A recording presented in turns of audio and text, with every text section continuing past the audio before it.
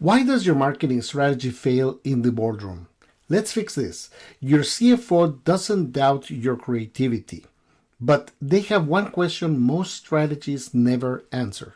This question is, what changes on the P&L if we fund this?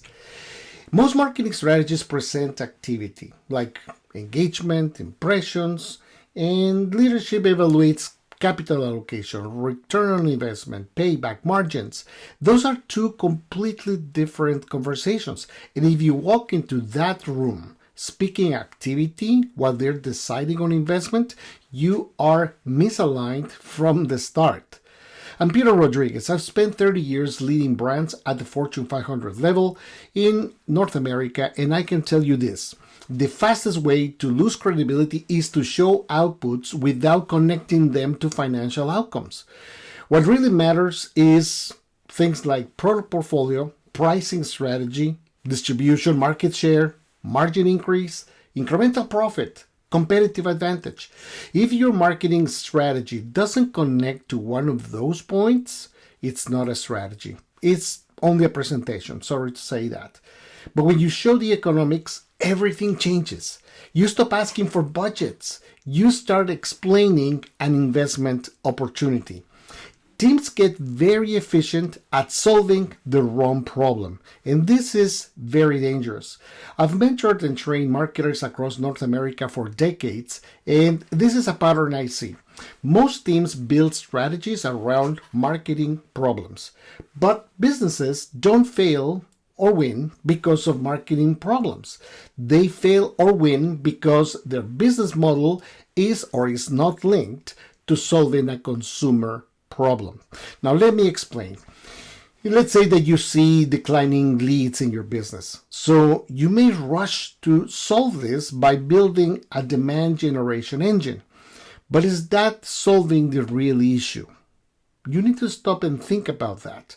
Could it be, let's say, after an investigation that you find that your brand is losing relevance and people don't see why they should choose you over everyone else? Could that be the problem?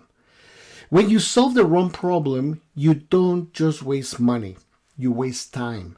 And time is the one thing that you never get back. That's why in our Brand Igniter system, strategy always starts with a good diagnosis. Because if the problem isn't right, nothing else will be. Here is the shift that separates average marketers from strategic leaders. Number one, stop presenting strategy as a creative plan. It's not a creative plan. Number two, stop presenting it as a financial decision. Before you walk into your next meeting, do this. Take every initiative in your plan and ask one question. What financial outcome does this change? Does it impact market share, revenue growth, gross margins, risk? If it doesn't, it may look good as an activity, but it is not a strategy and probably shouldn't even be presenting that. This thinking is how you close the gap between good strategy and good execution, something that actually moves the business forward. And this is how you earn credibility in the boardroom as a marketer. This is how marketing stops being a cost center and it starts being treated as what it is, as an investment engine.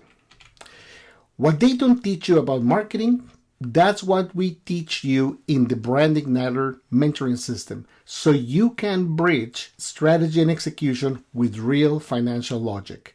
Build strategies that get approved and executed. Subscribe, let us know what questions you have. I'm pleased to answer them.